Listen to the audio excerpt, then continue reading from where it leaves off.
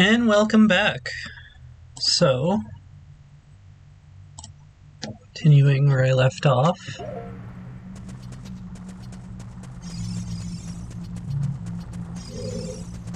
So, yeah, I've mentioned I'm very active in at least as much as I can be without being a politician, into politics, and honestly, watching some of these right-wing speakers talking about their fears, one I was just watching, never remember the name of these people for some reason, but is basically him talking about how the transgender movement is involved with transhumanism.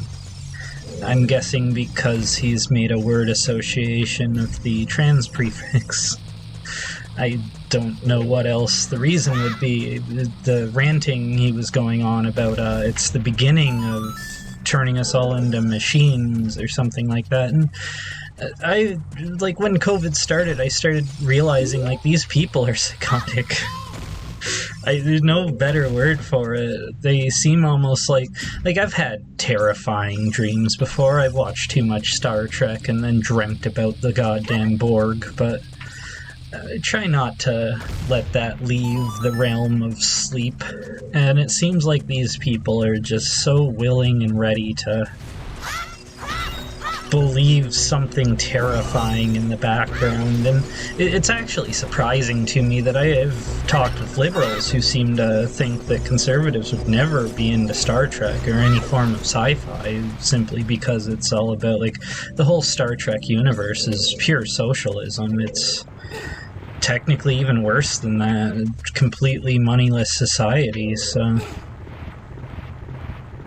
I couldn't imagine anything more antithetical to the conservative agenda than Star Trek, but it doesn't mean they won't watch it. Of course it doesn't. Like, I actually had someone who said he was a liberal professor try and tell me, oh, they don't watch it because of this, and it's like, it's irrelevant. You're talking about people who can encapsulate all of their thoughts so well that they can seemingly believe some weird psychosis and not have it really affect them outside of that scenario, like outside of discussing it. Of course not all of them can, but a lot of these speakers, and it makes you wonder, like, how much of it is actual belief and how much of it is just basically they know they can get people to follow, because like, having these people say, oh, you're suffering from psychosis, as I'm trying to explain COVID to them, as I'm trying to explain how the immune system works, and then, oh, don't condescend to me, and then immediately followed by more misinformation, where, like, I feel required to tell them the correct information, because it's frustrating to just be quiet about it. So, but yeah, it's almost like they're all believing we're gonna get assimilated into something like the Borg, and don't seem how to quite articulate that properly, so I don't even know where to begin, honestly. But I wrote a blog post few days ago. It would have gone up basically talking about how, actually I guess it'd be like over a week now, but yeah, basically talking about how when people are actually that afraid of that type of result, of like, you can create fear, or sorry, not create, you can create the result you fear simply by focusing on the fear. It's very unfortunate, but it's like one of the earliest concepts I learned, because, right, to hit them in the back. And even just like when I was learning to bike, I wasn't looking where I was going because I wanted to talk to someone behind me, and next thing I know,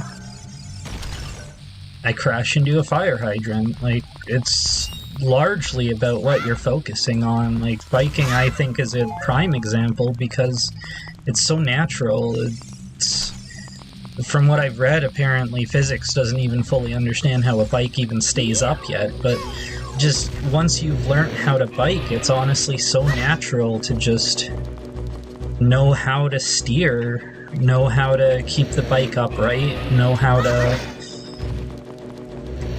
do tricks if you know how to. It's like one of the things I love doing is, I can admit I'm a bit of an adrenaline junkie, is basically, here we go, going around, not touching the handlebars just because I can. And I've learned to do some pretty tight turns doing that. It's one of the most fun things I could imagine on a bike, but it's so natural to me, and the more I try to consciously focus on it, the harder it becomes. And so I fully believe that if people really focus on their fears like this, they're going to be, unfortunately, the reason that anything like that might happen, and it's going to doom us all, potentially. Like, even the specific post I wrote was about years ago. There was these commercials, Storm is coming, these heavy political commercials about how gay rights and the LGBTQ movement is going to create a storm that's going to undermine Christian values and all this other stuff. And sure, it might undermine some of it because the values are so outdated and so much of it is just used for hate and no other real purpose. But anything that's truly moral, most people are going to push towards anyway, so there shouldn't really be any fear of that. But in reality, when you start giving all of these people, all of their base, these underlying fears, then they start being abusive to random people they see on the streets. Then they experience what's referred to as reactive abuse, where they start yelling or getting angry at the fact that they're being abused. And then it's like, oh, well, you just validated what I thought. And it's like, no, they didn't. You just created that scenario. You just caused what happened. And it's astounding to me that people don't seem to be able to realize that sort of thing. I couldn't even begin to imagine, like, what it would take in myself to not try and...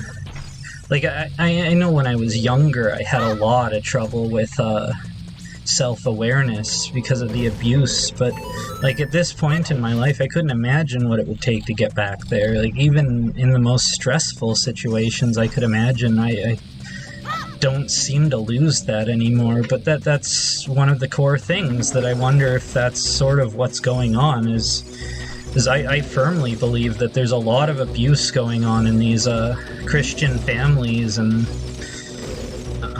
even stuff that they'll outright admit to. Like, it always seems like the group that has the worst skeletons in their closet, the worst hatreds and atrocities, and so it doesn't surprise me that they've become disassociated, they've become detached from reality, because I know I was there when I was suffering abuse.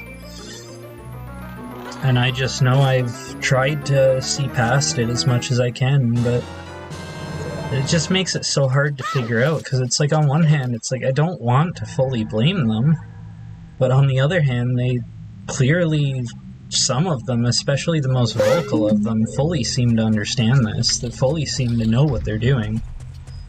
Just do it anyway. So it's like when someone's lying to you and you call it out and they have this little evil smirk on their face, like, yeah, what you gonna do about it? So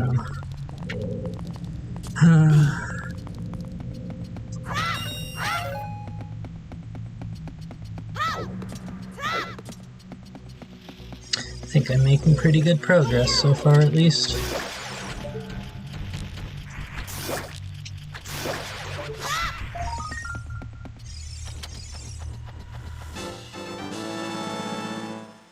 So, thank you for watching.